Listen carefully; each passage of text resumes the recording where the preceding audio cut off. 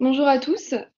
Avec nos camarades du master conseil éditorial, nous sommes ravis de vous accueillir à cette journée de colloque, donc intitulée Crise climatique, crise sanitaire, crise de la communication. Dans le cadre de cette journée d'études, d'anciens étudiants du master, des professionnels ainsi que des chercheurs donc, sont réunis pour étudier les enjeux éthiques autour des pratiques de la communication. L'année dernière, comme vous l'avez dit, il était question de la guerre de l'attention. Et cette année, nous allons parler des conséquences de la situation sanitaire et de la situation climatique sur le secteur communicationnel. On remercie également à l'avance l'Espace éthique d'Île-de-France et l'association des anciens étudiants de ce master de nous donner une opportunité en fait de participer à une journée d'études qui va nous permettre de réfléchir aux enjeux actuels de la communication.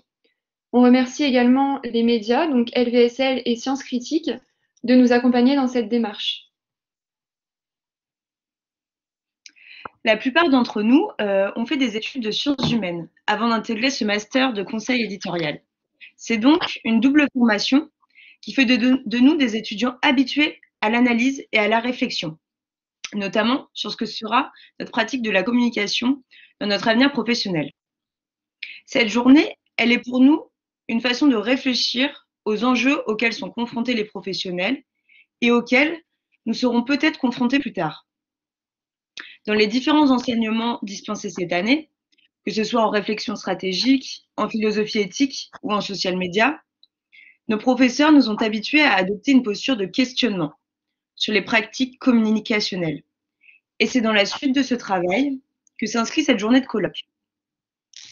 Appréhender la communication à l'ère de l'Anthropocène, s'interroger sur ce qu'elle peut ou doit faire face à une situation de crise, cela fait écho aux questions posées et étudiées à l'Espace éthique d'Île-de-France. Aujourd'hui, ces questions elles nous réunissent autour d'une journée d'études qui est l'aboutissement de réflexions menées tout au long de l'année. Alors, face aux crises, peut-on, voire doit-on, aborder les métiers de la communication sous un angle éthique?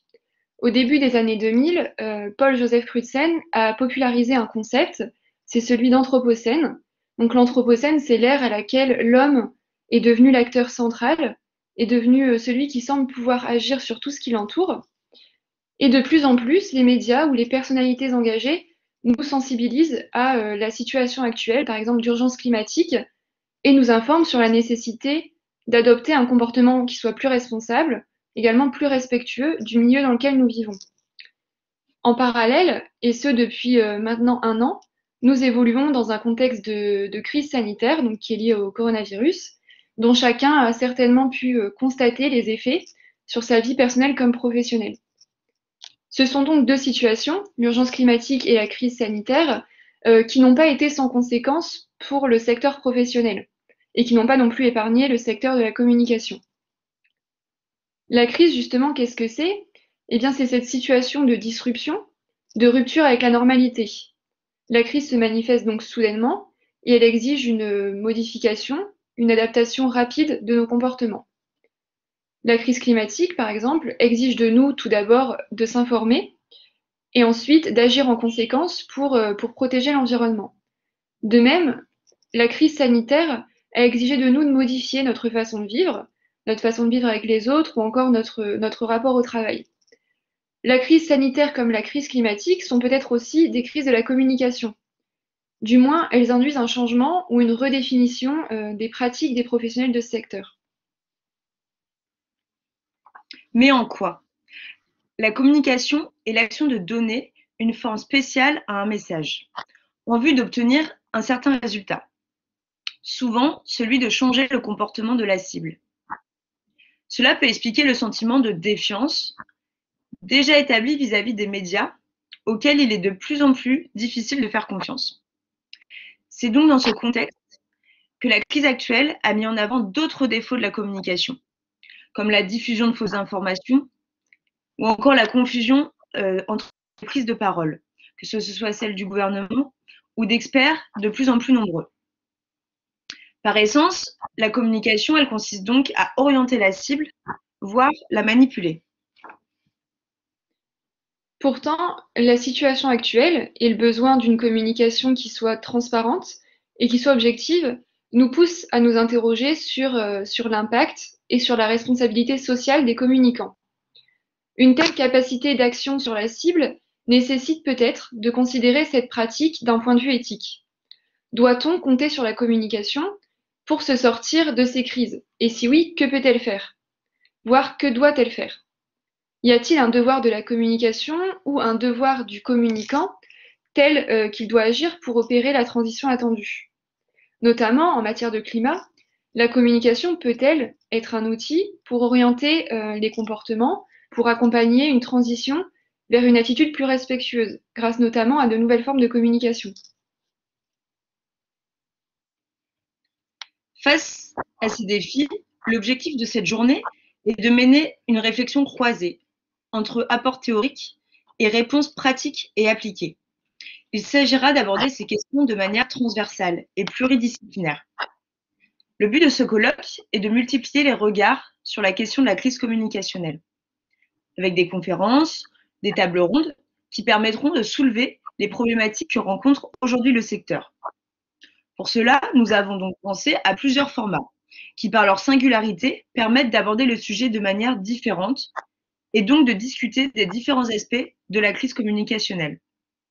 Tout d'abord, une conférence pour problématiser et théoriser le sujet avec l'intervention d'un maître de conférence spécialisé en sciences de l'éducation et de l'environnement.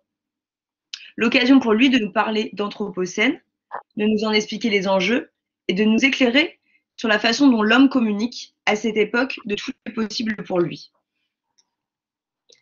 Vous assisterez également à une table ronde sur des sujets précis et concrets pour croiser en fait les regards entre chercheurs, doctorants et aussi professionnels de la diffusion et de la rédaction, par exemple. Ce format va répondre à notre volonté de permettre en fait la discussion entre des intervenants aux points de vue différents. On a aussi trouvé intéressant de réaliser une série d'ateliers, donc d'études de cas, dont l'objectif va être de s'intéresser aux perspectives et aux solutions face à la crise communicationnelle.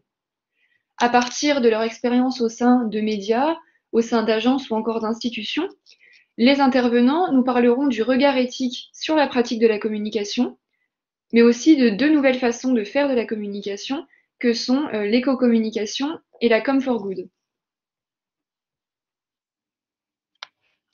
Un grand entretien a aussi été pensé pour laisser la parole à une professionnelle interrogée par les étudiants du master.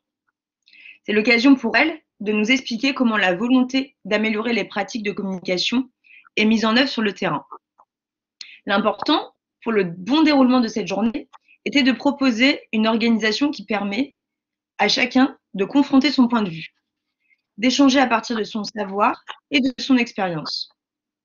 Chaque intervention montrera l'importance de penser la communication à différents niveaux, de discuter des perspectives proposées avec une variété de professionnels et surtout de permettre un réel dialogue entre intervenants et auditeurs, afin que chacun puisse, d'une manière ou d'une autre, participer à cette réflexion collective.